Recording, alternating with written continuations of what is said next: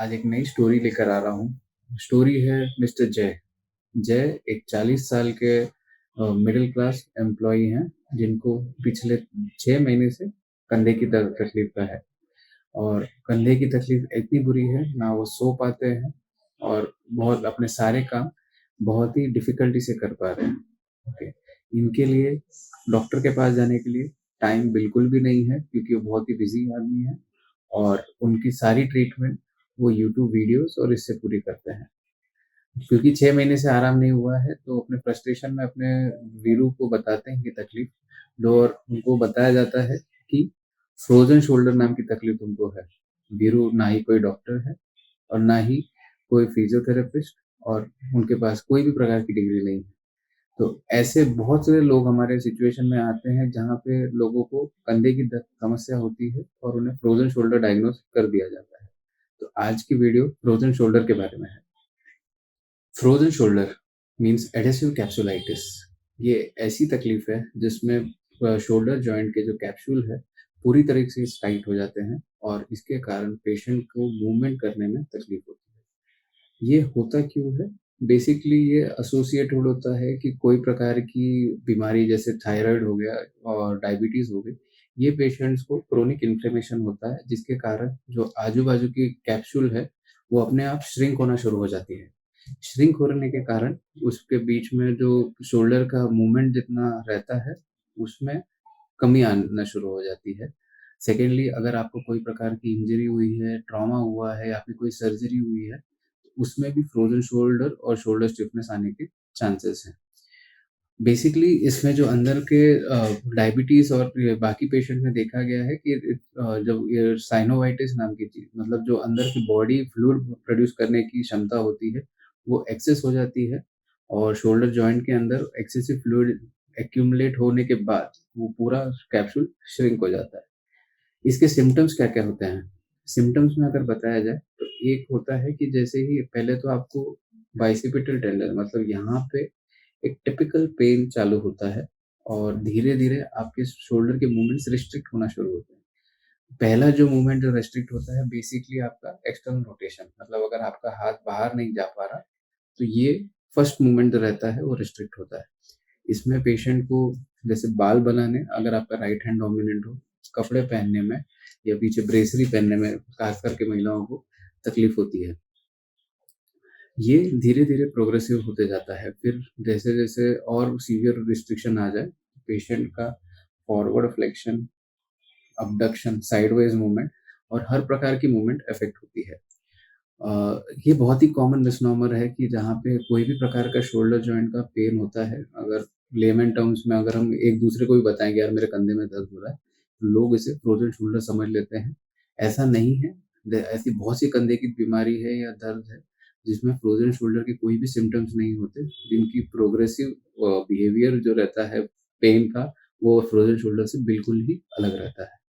Frozen shoulder में दूसरी तकलीफ होती है पेशेंट को सोने में। वो उस बाजू सोने में उतनी ही डिफ़िकल्टी होती है और ओवर द टाइम बहुत ही सीवियर रिस्ट्रिक्शन के कारण उनको काम करने की एबिलिटी भी अफ़ेक्ट होती है।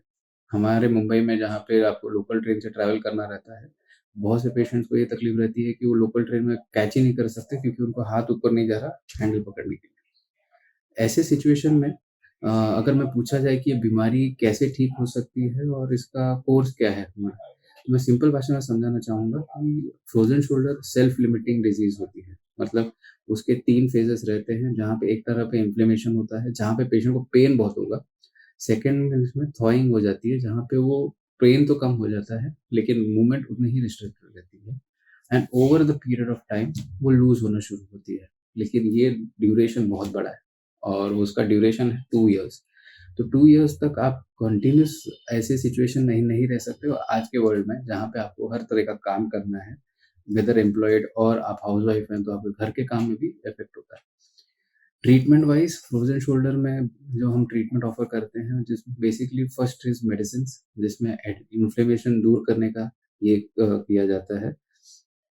सेकेंडरी जो अंदर रिएक्टिव साइनोवाइटिस है, उसको रिस्ट्रिक्ट करने का वो ईज़िली ज इनिशियल स्टेजेस में जब आते हैं, जहाँ पे जब एक ही प्लेन में मूवमेंट अफ़ेक्टेड होता है, तो मेडिसिन बहुत अच्छी कारगर है लेकिन हाँ, मेडिसिन सिर्फ़ अलग सिर्फ़ एक पार्ट है, उसके साथ आपको स्ट्रेचिंग एक्सरसाइज़ेज़ भी उतना ही इम्पोर्टेंट है और करना भी ज़रूरी है।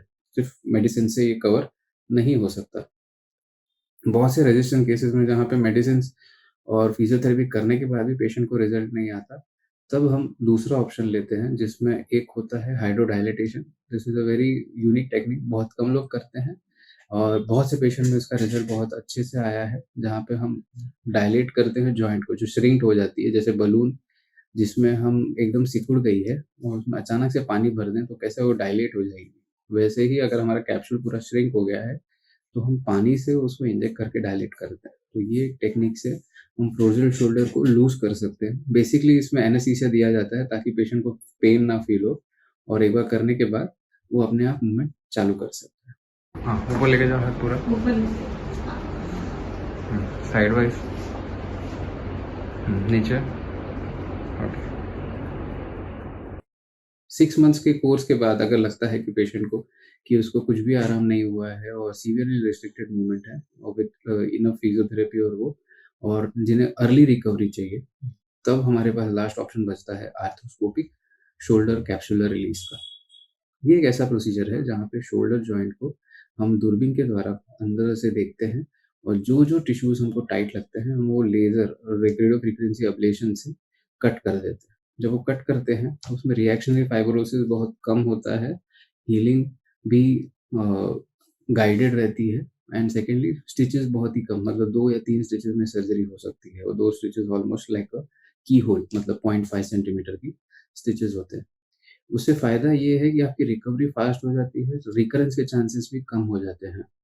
पहले के ज़माने में शोल्डर मैनिपुलेशन किया जाता था, लेकिन शोल्डर मैनिपुलेशन इज़ वेरी आज के ज़माने जहाँ पे एविडेंस ऐसा है कि shoulder manipulation can aggravate your disease मतलब जितना आप बीमारी लेकर नहीं आए थे, उस टाइम पे मूवमेंट आ जाए, लेकिन अगर फाइब्रोसिस और होता है, तो शायद बहुत सीवियर रिस्ट्रिक्टेड मूवमेंट हो जाए आपके। तो ये थे फ्रोज़न शोल्डर और उसके कारण और ट्रीटमेंट के बारे में। अगर आपको कोई भी प्रश्न है तो मेरे चैनल को सब्सक्राइब करें और अपनी क्वेरी लिखें, हम ज़रूर उस पे रिस्पॉन्ड करेंगे। Thank you.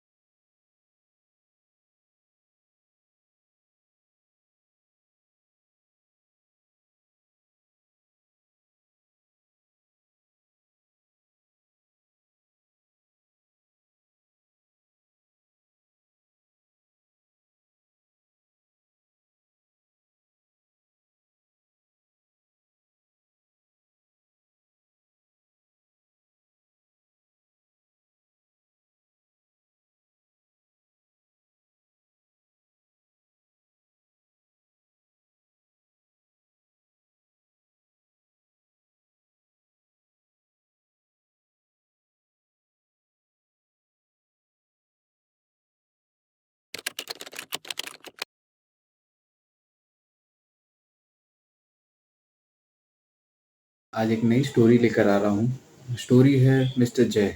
जय एक 40 साल के मिडिल क्लास एम्प्लॉयी हैं, जिनको पिछले 6 महीने से कंधे की तकलीफ़ का है। और कंधे की तकलीफ़ इतनी बुरी है, ना वो सो पाते हैं और बहुत अपने सारे काम बहुत ही डिफ़िकल्टी से कर पा रहे हैं। ओके, इनके लिए डॉक्टर के पास जाने के लिए टाइम बिल्कुल भी नहीं है क्योंकि वो बहुत ही बिज़ी आदमी हैं और उनकी सारी ट्रीटमेंट वो यूट्यूब वीडियोज़ और इससे पूरी करते हैं। क्योंकि 6 महीने से आराम नहीं हुआ है, तो अपने फ्रस्ट्रेशन में अपने वीरू को बताते हैं ये तकलीफ़, जो और उनको बताया जाता है कि फ्रोज़न शोल्डर नाम की तकलीफ़ तुमको है। वीरू ना ही कोई डॉक्टर है और ना ही कोई फिज़ियोथेरेपिस्ट और उनके पास कोई भी प्रकार की डिग्री नहीं है। तो ऐसे बहुत से लोग हमारे सिचुएशन में आते हैं जहाँ पे लोगों को कंधे की समस्या होती है और उन्हें फ्रोज़न शोल्डर डायग्नोस कर दिया जाता है। तो आज की वीडियो फ्रोज़न शोल्डर के बारे में है। Frozen shoulder means adhesive capsulitis. ये ऐसी तकलीफ़ है जिसमें शोल्डर जॉइंट के जो कैप्सूल है पूरी तरीके से टाइट हो जाते हैं और इसके कारण पेशेंट को मूवमेंट करने में तकलीफ होती है। ये होता क्यों है? बेसिकली ये एसोसिएटेड होता है कि कोई प्रकार की बीमारी जैसे थायराइड हो गया और डायबिटीज़ हो गई, ये पेशेंट्स को क्रोनिक इन्फ्लेमेशन होता है जिसके कारण जो आजू-बाजू की कैप्सूल है, वो अपने आप श्रिंक होना शुरू हो जाती है। श्रिंक होने के कारण उसके बीच में जो शोल्डर का मूवमेंट जितना रहता है, उसमें कमी आना शुरू हो जाती है। सेकेंडली अगर आपको कोई प्रकार की इंजरी हुई है, ट्रॉमा हुआ है या फिर कोई सर्जरी हुई है, तो उसमें भी फ्रोज़न शोल्डर और शोल्डर स्टिफनेस आने के चांसेस हैं। बेसिकली इसमें जो अंदर के डायबिटीज़ और बाकी पेशेंट में देखा गया है कि जब ये साइनोवाइटिस नाम की चीज़ मतलब जो अंदर की बॉडी फ्लूइड प्रोड्यूस करने की क्षमता होती है, वो एक्सेस हो जाती है और शोल्डर जॉइंट के अंदर एक्सेसिव फ्लूइड एक्यूमुलेट होने के बाद वो पूरा कैप्सूल श्रिंक हो जाता है। इसके सिम्पटम्स क्या-क्या होते हैं? सिम्पटम्स में अगर बताया जाए तो एक होता है कि जैसे ही पहले तो आपको बाइसिपिटल टेंडन मतलब यहाँ पे एक टिपिकल पेन चालू होता है और धीरे-धीरे आपके शोल्डर के मूवमेंट्स रिस्ट्रिक्ट होना शुरू होते हैं। पहला जो मूवमेंट जो रिस्ट्रिक्ट होता है बेसिकली आपका एक्सटर्नल रोटेशन मतलब अगर आपका हाथ बाहर नहीं जा पा रहा, तो ये फर्स्ट मूवमेंट जो रहता है वो रिस्ट्रिक्ट होता है। इसमें पेशेंट को जैसे बाल बनाने अगर आपका राइट हैंड डोमिनेंट हो, कपड़े पहनने में या पीछे ब्रेसरी पहनने में खास करके महिलाओं को तकलीफ होती है। ये धीरे-धीरे प्रोग्रेसिव होते जाता है। फिर जैसे-जैसे और सीवियर रिस्ट्रिक्शन आ जाए, तो पेशेंट का forward flexion, abduction, sideways movement और हर प्रकार की मूवमेंट अफ़ेक्ट होती है। ये बहुत ही कॉमन मिसनॉमर है कि जहाँ पे कोई भी प्रकार का शोल्डर जॉइंट का पेन होता है, अगर लेमन टर्म्स में अगर हम एक दूसरे को भी बताएँ कि यार मेरे कंधे में दर्द हो रहा है, तो लोग इसे फ्रोज़न शोल्डर समझ लेते हैं। ऐसा नहीं है, ऐसी बहुत सी कंधे की बीमारी है या दर्द है, जिसमें फ्रोज़न शोल्डर के कोई भी सिम्पटम्स नहीं होते, जिनकी प्रोग्रेसिव बिहेवियर जो रहता है पेन का, वो फ्रोज़न शोल्डर से बिल्कुल ही अलग रहता है। फ्रोज़न शोल्डर में दूसरी तकलीफ होती है पेशेंट को सोने में, वो उस बाजू सोने में उतनी ही डिफ़िकल्टी होती है और ओवर द टाइम बहुत ही सीवियर रिस्ट्रिक्शन के कारण उनको काम करने की एबिलिटी भी अफ़ेक्ट होती है।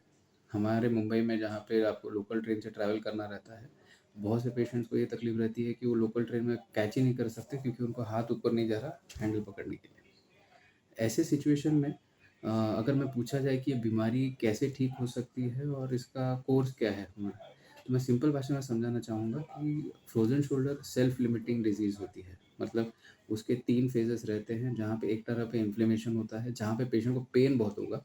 सेकंड में इसमें थॉइंग हो जाती है, जहाँ पे वो पेन तो कम हो जाता है, लेकिन मूवमेंट उतनी ही रिस्ट्रिक्टेड रहती है and over the period of time वो लूज़ होना शुरू होती है। लेकिन ये ड्यूरेशन बहुत बड़ा है और उसका ड्यूरेशन है 2 इयर्स। तो 2 इयर्स तक आप कंटिन्यूअस ऐसे सिचुएशन नहीं रह सकते हो आज के वर्ल्ड में जहाँ पे आपको हर तरह का काम करना है, वेदर एम्प्लॉयड और आप हाउसवाइफ हैं तो आपके घर के काम में भी इफ़ेक्ट होता है। ट्रीटमेंट वाइज़ फ्रोज़न शोल्डर में जो हम ट्रीटमेंट ऑफ़र करते हैं जिसमें बेसिकली फर्स्ट इज़ मेडिसिन्स जिसमें इन्फ्लेमेशन दूर करने का ये किया जाता है। सेकेंड चीज़ जो अंदर रिएक्टिव साइनोवाइटिस है, उसको रिस्ट्रिक्ट करने का वो ईज़िली ज इनिशियल स्टेजेस में जब आते हैं, जहाँ पे जब एक ही प्लेन में मूवमेंट अफ़ेक्टेड होता है, तो मेडिसिन बहुत अच्छी कारगर है। लेकिन हाँ, मेडिसिन सिर्फ़ अलग सिर्फ़ एक पार्ट है, उसके साथ आपको स्ट्रेचिंग एक्सरसाइज़ेस भी उतना ही इम्पोर्टेंट है और करना भी ज़रूरी है। सिर्फ़ मेडिसिन से ये कवर नहीं हो सकता। बहुत से रेजिस्टेंट केसेस में जहाँ पे मेडिसिन्स और फिजियोथेरेपी करने के बाद भी पेशेंट को रिजल्ट नहीं आता, तब हम दूसरा ऑप्शन लेते हैं जिसमें एक होता है hydrodilatation. This is a very unique technique, बहुत कम लोग करते हैं और बहुत से पेशेंट में इसका रिजल्ट बहुत अच्छे से आया है, जहाँ पे हम डायलेट करते हैं जॉइंट को, जो श्रिंक हो जाती है जैसे बलून जिसमें हम एकदम सिकुड़ गई है और उसमें अचानक से पानी भर दें तो कैसे वो डायलेट हो जाएगी। वैसे ही अगर हमारा कैप्सूल पूरा श्रिंक हो गया है, तो हम पानी से उसको इंजेक्ट करके डायलेट करते हैं। तो ये टेक्निक से हम फ्रोज़न शोल्डर को लूज़ कर सकते हैं। बेसिकली इसमें एनेस्थीसिया दिया जाता है ताकि पेशेंट को पेन ना फ़ील हो और एक बार करने के बाद वो अपने आप मूवमेंट चालू कर सकता है। हाँ, ऊपर लेके जाओ हाथ पूरा। Side wise. नीचे। ओके। 6 मंथ्स के कोर्स के बाद अगर लगता है कि पेशेंट को कि उसको कुछ भी आराम नहीं हुआ है और सीवियरली रिस्ट्रिक्टेड मूवमेंट है और विद इनफ फिजियोथेरेपी और जिन्हें अर्ली रिकवरी चाहिए, तब हमारे पास लास्ट ऑप्शन बचता है आर्थ्रोस्कोपिक शोल्डर कैप्सुलर रिलीज का। ये एक ऐसा प्रोसीजर है जहाँ पे शोल्डर जॉइंट को हम दूरबीन के द्वारा अंदर से देखते हैं और जो जो टिश्यूज़ हमको टाइट लगते हैं हम वो लेज़र रेडियो फ्रीक्वेंसी अब्लेशन से कट कर देते हैं। जब वो कट करते हैं तो उसमें रिएक्शनरी फाइब्रोसिस बहुत कम होता है, हीलिंग भी गाइडेड रहती है एंड सेकेंडली स्टिचेस बहुत ही कम, मतलब 2 या 3 स्टिचेस में सर्जरी हो सकती है और 2 स्टिचेस ऑलमोस्ट लाइक अ की होल, मतलब 0.5 सेंटीमीटर की स्टिचेस होते हैं। उससे फ़ायदा ये है कि आपकी रिकवरी फ़ास्ट हो जाती है, रिकरेंस के चांसेस भी कम हो जाते हैं। पहले के ज़माने में शोल्डर मैनिपुलेशन किया जाता था, लेकिन शोल्डर मैनिपुलेशन इज़ वेरी आज के ज़माने जहाँ पे एविडेंस ऐसा है कि shoulder manipulation can aggravate your disease. मतलब जितना आप बीमारी लेकर नहीं आए थे, उस टाइम पे मूवमेंट आ जाए, लेकिन अगर फाइब्रोसिस और होता है, तो शायद बहुत सीवियर रिस्ट्रिक्टेड मूवमेंट हो जाए आपके। तो ये थे फ्रोज़न शोल्डर और उसके कारण और ट्रीटमेंट के बारे में। अगर आपको कोई भी प्रश्न है तो मेरे चैनल को सब्सक्राइब करें और अपनी क्वेरी लिखें, हम ज़रूर उस पे रिस्पॉन्ड करेंगे। Thank you.